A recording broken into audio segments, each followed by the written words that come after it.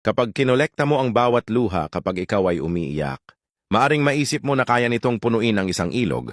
Ngunit ang isang karaniwang tao ay kaya lamang umiyak ng halos kalahating kutsarita ng luha, at kapag ikaw ay umiyak ng isang buong araw, ay kayang makaipon ng kalahating cup lamang ng luha. Samantalang ang isang maliit na ilog ay binubuo ng 10 milyong galon ng tubig, kung kaya't kinakailangan mong umiyak ng umiyak dahil nakita mo na masaya na siya sa iba.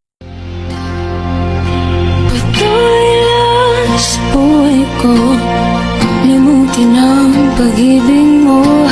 Di na babalik, hindi na